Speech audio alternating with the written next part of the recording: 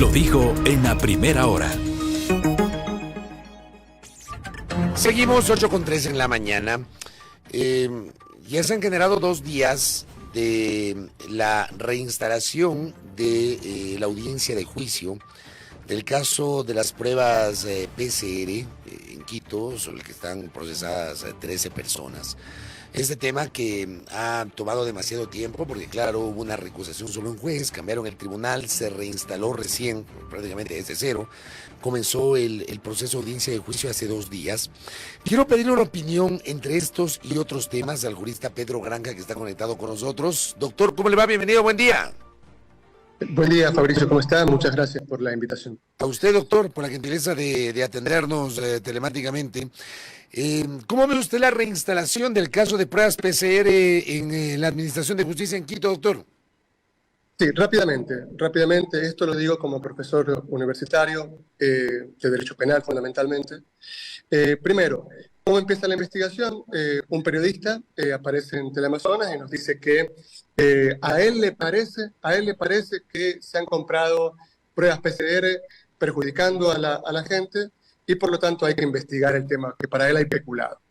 2 policías están viendo el noticiero, inmediatamente hacen un parte y se lo elevan al coronel para empezar las investigaciones. Así nace el famoso caso de las pruebas PCR. Continuemos rápidamente.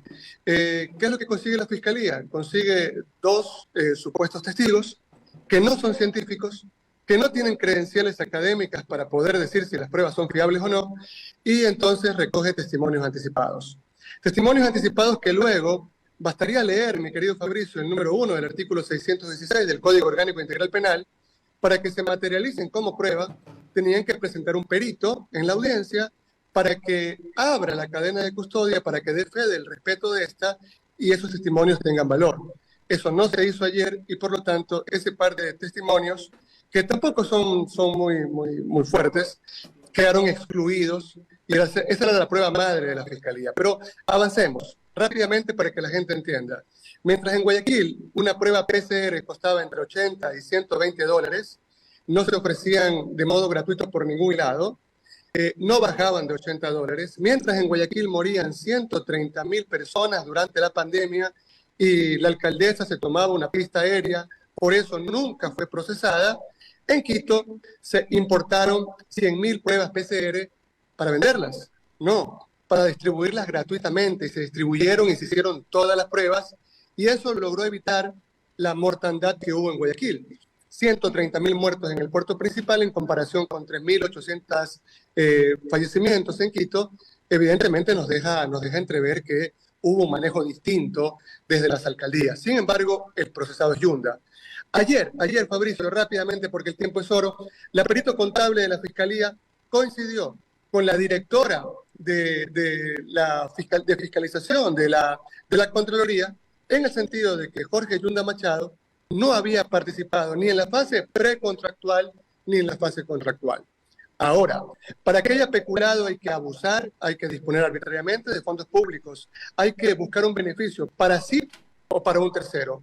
Ese beneficio nunca se ha demostrado ningún incremento patrimonial, no solamente de Jorge Yunda, sino de ninguno de sus familiares, de ninguno de los otros 13 procesados. Aquí, claramente, yo me quiero solidarizar con la doctora Jimena Abarca, una científica que le ha entregado su vida al país.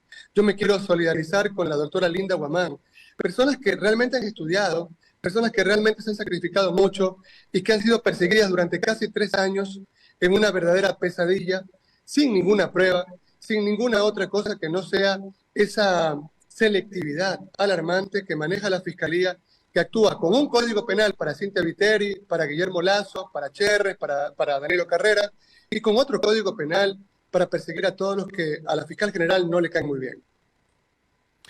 ¿Y cómo ve usted el desenlace, sin pretender obviamente ser pitonizo ni adivino, ni mucho menos, pero evidentemente hay tal vez un horizonte que uno pudiera advertir en este caso, doctor?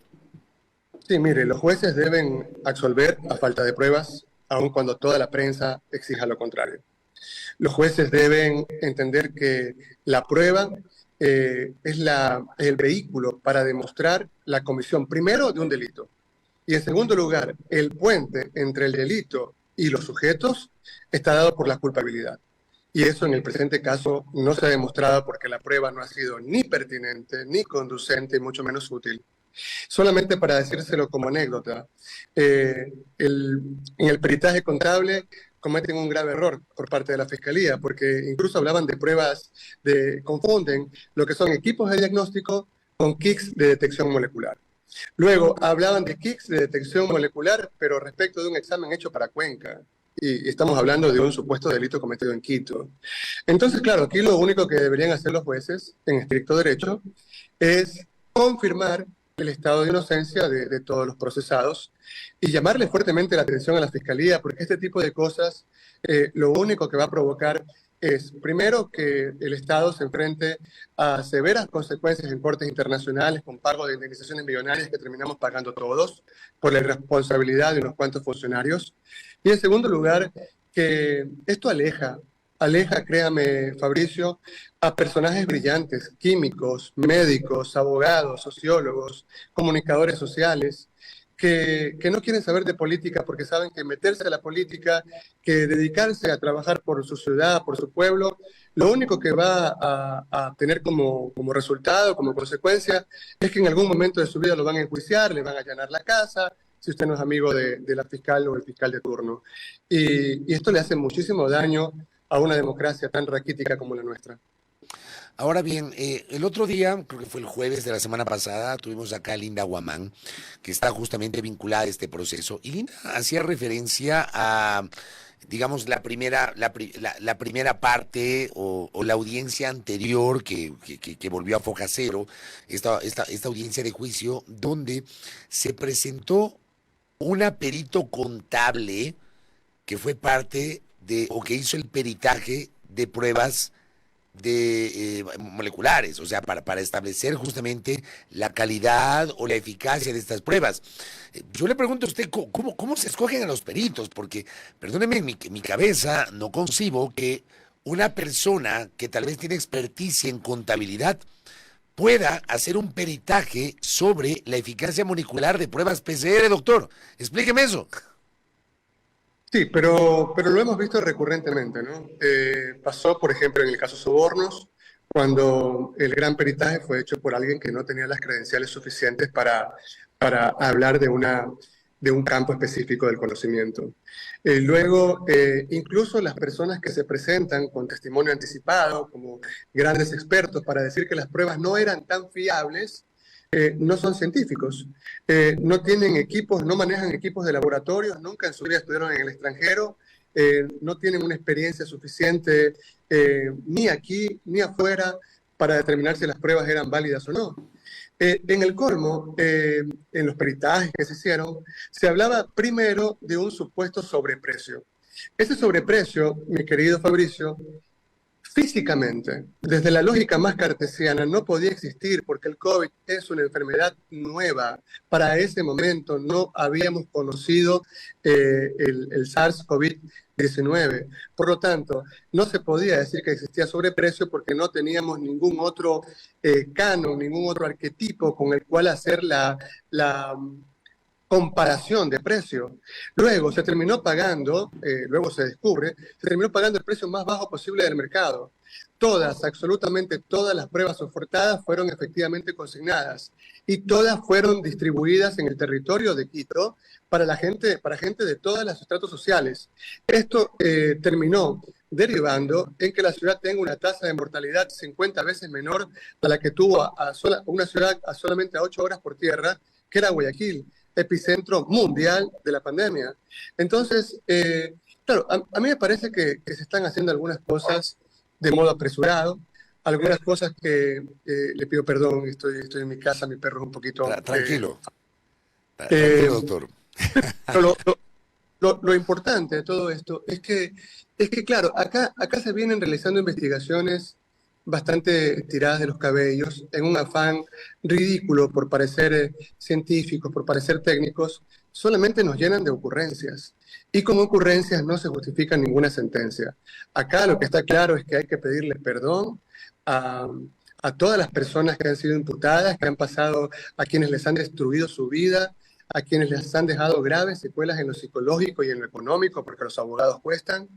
Y sin duda ninguna, este es un episodio más vergonzoso de lo que significa una justicia que realmente está cruzada por fenómenos de absoluto desconocimiento. Es la cuestión de armar juicios y después vemos cómo justificamos la condena. Y así no se hacen las cosas. Hablemos justamente de la administración de justicia, porque usted obviamente me lleva a preguntarle, ¿cómo ve hoy la situación de la justicia cuando tenemos un Consejo de la Judicatura que, digamos, durante los últimos 2 años, hablo de la institución, ha estado marcado por la controversia, por las denuncias, por la polémica? Hoy tenemos un Consejo donde uno de sus vocales está privado de la libertad y ese vocal privado de la libertad quiere conectarse a las reuniones vía Zoom con el resto de vocales del Consejo de la Judicatura. Por otra parte, la Corte Nacional de Justicia que se ha quedado incompleta, apenas 11 jueces principales de 21, finalmente ayer lograron darle una salida y nombraron un nuevo presidente encargado, el doctor Jesús Swing, y la doctora Emma Tapia Rivera como presidenta subrogante encargada. ¿Cómo ve la situación judicial al día de hoy, doctor? Sí, primero, Fabricio, es importante decir, veamos alguna cosa positiva también, ¿no? Creo que el hecho que el Consejo de la Judicatura esté presidido por Álvaro Román nos da un mínimo de esperanza. Román es un profesor universitario, Román es un hombre que goza de muchísimo respeto y credibilidad en la academia. Yo espero muchísimo de él. Por supuesto, las cosas son muy complicadas cuando usted tiene, por ejemplo, ahí vocales vocales que se dedican a hacer política, vocales que solamente están allí para lanzar odio, para hacer contreras de todo, ¿ok? Y cuyas credenciales no se comparan con las de Román. Luego me parece que asistimos a uno de los eventos más perturbadores, más ridículos en los últimos años en la función judicial, cuando el expresidente de la Corte Nacional de Justicia, Saquicela, primero dice ante el Procurador General del Estado que él es el representante máximo de la función judicial. Esto hasta un estudiante de preingreso de jurisprudencia sabe que no es así, pues. Es decir, el representante de la función judicial es el director nacional del Consejo de la Judicatura. Entonces él no se podía arrogar esas funciones. Segundo, él no podía hacer la petición al procurador a título personal, tenía que hacerlo en el Pleno de la Corte Nacional porque es un organismo colegiado. Y después no podía autodeclararse como Napoleón presidente de nada. Y hizo muy bien la Judicatura en decirle, toc, toc, señor, salga de allí, que ese puesto no es suyo. Luego me parece que sin presupuesto, no podemos hablar de una administración de justicia que responda a los intereses de la ciudadanía. En Guayaquil faltan muchísimos fiscales, en Guayaquil faltan muchísimos jueces, hay una presión permanente desde la época de Rafael Correa, con Alexis Mera a la cabeza, hay una presión permanente sobre los jueces, tienen que fallar por lo que quiere el gobierno de turno, y esto evidentemente le hace muchísimo daño a cualquier poder judicial, le hace muchísimo daño a la academia, le hace muchísimo daño al foro. Creo que hay que destinar muchísimos recursos para preparar a fiscales, a jueces y a los aspirantes. Creo que cuando se habla de carrera judicial estamos hablando de un dinosaurio o de un unicornio, porque cada vez que viene un ministro y no le gusta un fallo de un juez, por ejemplo, en una acción de protección, pide la destitución inmediata del juez. ¿Por qué? Porque no nos gustó el fallo, es decir, por un criterio jurisdiccional. Mientras en el Ecuador sigamos amarrándonos huesos en la cabeza y sigamos creyendo que los pájaros son dioses, nosotros no vamos a progresar nunca, aunque esto duela. Ahora, ¿qué debería pasar en la Corte Nacional de Justicia una vez que el doctor Saquicela dejó la presidencia? Hoy tenemos al doctor José Swing. ¿Cómo ve el futuro usted del máximo Tribunal de Justicia Ordinaria de la República, doctor? Mire, yo fui alumno de Jorge Zavala Vaquerizo, de Edmundo Durán Díaz, y ellos me decían, pero te voy a dar un consejo, nunca participes para fiscal general, nunca participes para juez de la Corte Nacional, porque eso te desprestigia. ¿Okay? Y usted ve a los abogados que más se dedican a estudiar, que dan clases en el extranjero, que hemos sido preparados afuera, nunca participamos en estos concursos porque ahí ya todo está decidido de antemano. ¿Ya? Yo lo que creo es que el Ecuador necesita un poder constituyente, una fuerza que realmente reordene las cosas. Necesita una nueva Corte Nacional, que se vayan todos, que no quede ni uno solo, ni en la Procuraduría, ni en la Corte Nacional, ni en la Judicatura, con el perdón que merece el grandísimo profesor Román, no por él, sino por el resto. Yo creo que acá nosotros necesitamos que hayan concursos verdaderamente transparentes, sustanciados, liderados, organizados por decanos de universidades extranjeras prestigiosas, sin ningún vínculo con ninguno de los participantes, para que no les den las preguntas por adelantado, para que no manejen el banco de preguntas.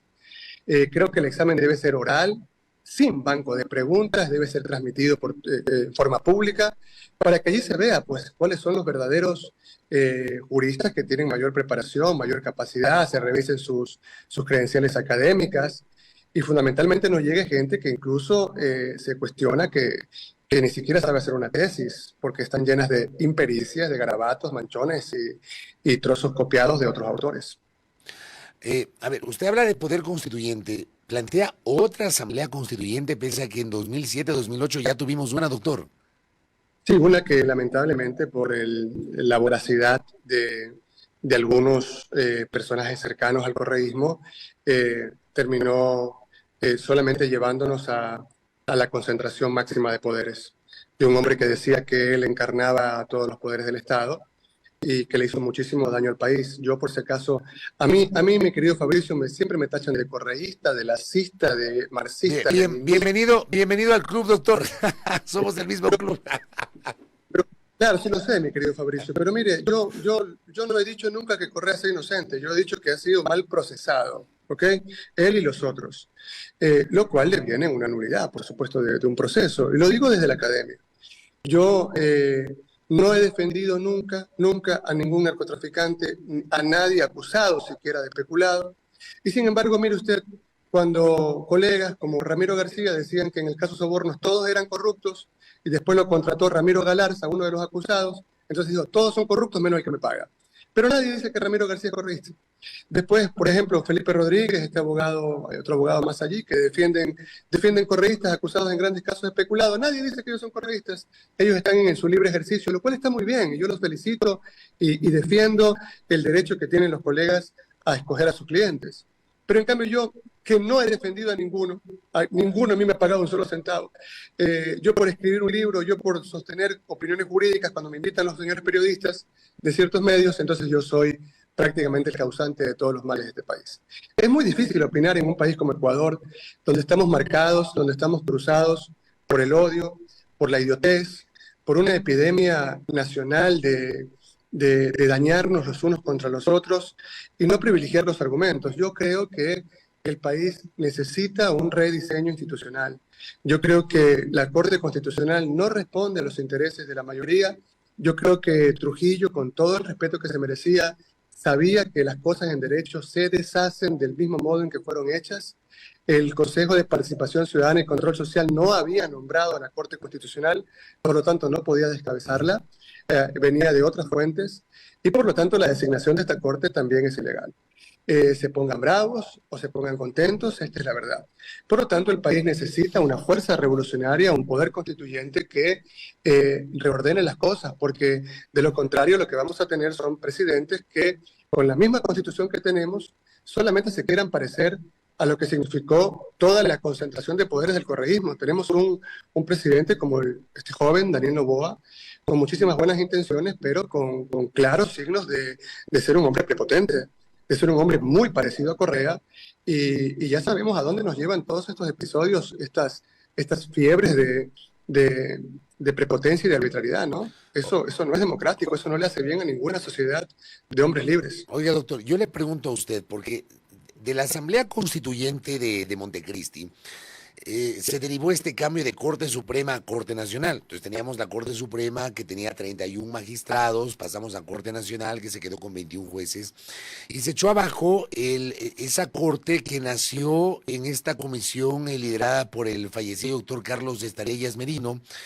luego de que igualmente se echó abajo la denominada Pichi Corte, que fue integrada por el Congreso Nacional en diciembre del 2004. Yo le pregunto a usted si fue un error haber eliminado esa corte de la Comisión Estarellas en 2018 o había que hacerlo, doctor. Pero es que fue legal. es que la Pichicorte, uno de los episodios también patéticos de nuestra historia, que realmente nos llenan de vergüenza, ¿no? Es decir, cuando usted, por ejemplo, va a hacer un máster, qué sé yo, en Europa, y le preguntan, ¿usted dónde es? De Ecuador. Ah, Ecuador. ¿Hay derecho allá? O sea, ¿en serio? ¿Hay alguna facultad de jurisprudencia allá? Es lo primero que te preguntan. Porque dice, pues, no te enojes, pero ustedes hacen las cosas a la patada. ¿Ya? O sea, llega cualquier tipo que se declara que es el nuevo Nietzsche, que es el nuevo salvador de la patria, y ustedes le creen que camina en el agua. ¿Ya? Se hizo todo mal, pero sin embargo, por lo menos antes, teníamos unas cortes nacionales que eran una representación de los partidos políticos a cuota litis, ¿no? O sea, se repartían la corte por pedazos y por lo menos se veía algo un poco más, entre comillas, democrático, ¿no? Porque ahí discutían entre sus intereses a quién condenaban y a quién absolvían.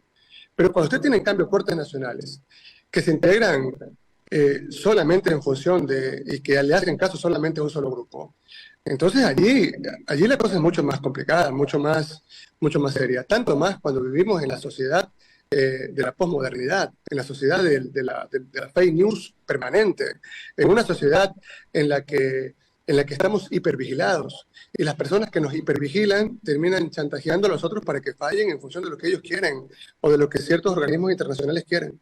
Creo que nosotros necesitamos realmente en estos momentos una fuerza revolucionaria que hacer el último esfuerzo para ver cómo ordenamos esto en una discusión amplia entre todos, en la que se escucha a todos los sectores y en las que podamos decir, bueno, panas, antes el país se lo repartieron entre 2 o 3. Ahora habría que repartirlo entre 100.000, entre 200.000, entre 300.000 voluntades para que esto sea apenas más democrático. Es decir, el tema es muy profundo, creo, Fabricio, podremos hablarlo durante 4 o 5 horas sin ningún problema. Oiga, doctor, pero a ver, ese camino que usted señala, que desde su punto de vista es lo deseable, no veo que vaya a ocurrir. No me parece que haya un escenario en este momento político, ni una gran discusión política para ir justamente a ese poder constituyente que usted ha planteado. Lo cierto es que a la vuelta de la esquina, y yo suscribo cuando usted señala digamos, su expectativa respecto de las ejecutorias de un jurista de las credenciales del doctor Álvaro Román. Yo coincido con lo mismo, además que yo he dicho permanentemente en este espacio que al doctor Román el año pasado le correspondía asumir la presidencia, no el año pasado, en 2022, luego de la renuncia de la doctora María del Carmen Maldonado, le correspondía asumir la presidencia del Consejo de la Judicatura y se inventaron ahí un encargo, nombrando a uno de los vocales como presidente encargado de la judicatura y ahí empieza toda la debacle. El tema es que la actual judicatura tiene que llevar adelante un proceso de selección de 10 nuevos jueces de la Corte Nacional de Justicia. Yo le pregunto a usted si están dadas las condiciones para medianamente confiar en la transparencia de ese proceso, doctor. Sí, pero es que, a ver, cuando usted derriba un edificio y después lo construye con los mismos planos del edificio viejo, no va a existir ningún cambio. Solamente le voy a dar un ejemplo porque el tema es súper dilemático. En Quito están los famosos jueces anticorrupción, los famosos jueces antimafia. Sí, pero en Quito no están los fenómenos mafiosos, están en Manta, en Esmeraldas y en Guayaquil. Es decir, así de ridículos somos, ¿ya? Entonces los abogados de Guayaquil, de Manta y de Esmeraldas, los procesados y todo, tienen que ir a Quito, ¿ok? Siempre para concentrar el poder. No, eso me parece antidemocrático, antitécnico. O sea, le estoy hablando de toda una estructura, de todo un edificio, ¿ya? En el que el baño está en el dormitorio y la cocina está en el comedor. Es decir, todo está al revés. Por más Álvaro Román que sea, por más gran jurista que sea, podemos traer a Zaffaroni, podemos traer a Pavlik, podemos traer a Jacobs, podemos traer a Roxin, al que tú quieras, ¿ya? A Lesch. Va a pasar exactamente lo mismo. Porque las condiciones estructurales que hemos armado ha sido de montar desagües en la cama del dormitorio. Y de allí lo único que vamos a tener es pestilencia. Entonces, ¿usted no tiene expectativas de este concurso que se viene? Ninguna. Yo no tengo ninguna esperanza en este país, como van las cosas, gente que sale a marchar para que le suban el IVA, ya mismo sale gente a marchar para que los dejen sin trabajo, para que los maten de hambre. Es decir, yo no tengo ninguna esperanza. Pero usted sabe, perdón doctor, pero usted sabe que esas marchas, que se me ha pasado comentar ese tema, esas marchas que son un clásico de los gobiernos de turno, esas marchas, a ver, no es que la gente sale espontáneamente a marchar, sino que usted sabe cómo se organizan esas marchas, doctor. Sí, pero cuando en la cabeza del que manda o de sus asesores Está algo como saquemos a la gente para hacerle creer a la gente que están marchando para aplaudir que le sigan metiendo palo, para aplaudir que todavía no les paguen el sueldo, para aplaudir que les suban los impuestos, para aplaudir que los matemos más de hambre y que los ricos no paguemos impuestos, cuando en la cabeza del gobierno hay algo así, entonces estamos realmente sin esperanza. ¿Ya? Eso es lo complicado, Fabricio. Mire, qué bueno que usted y yo, que en muchísimas cosas disentimos, podamos conversar detenidamente, pausadamente, sin gritarnos, sin tener botellas de alcohol en el medio, sin hacer payasadas. Y hay muchísimos estudiantes de Derecho, de Sociología, de Antropología, fundamentalmente, que nos están escuchando atentamente. Entonces, claro, en ellos tenemos esperanza. Y por lo tanto, cuando usted habla de alguien que está enfermo, con una enfermedad catastrófica, permítame solamente un segundo, decirle a la gente del Ministerio de Salud que todavía no le están entregando hasta esta fecha la medicina a personas con enfermedades catastróficas, no obstante que tienen un fallo que los obliga a eso. Y cuando usted dice que vamos a curar esas enfermedades solamente dándoles agüita de orégano, pues se está burlando del cielo y de la tierra. Acá creo que es necesario que empecemos a sentarnos a conversar, a debatir proyectos de país, política pública. Pero, por ejemplo, cuando uno se sienta a discutir con Luisa González, con Leonidas Issa, como en mi caso, inmediatamente la gente dice, no, es que está apoyando a Luisa o está apoyando a Leonidas. No, estamos discutiendo sobre un proyecto de país que necesitamos para el futuro. Tenemos que dejar de lado todas nuestras broncas personales, esas payasadas de las líneas rojas. Mire, mi querido Fabricio, permítame. Yo tengo a los mismos amigos desde cuando soy pequeño, desde cuando soy un niño.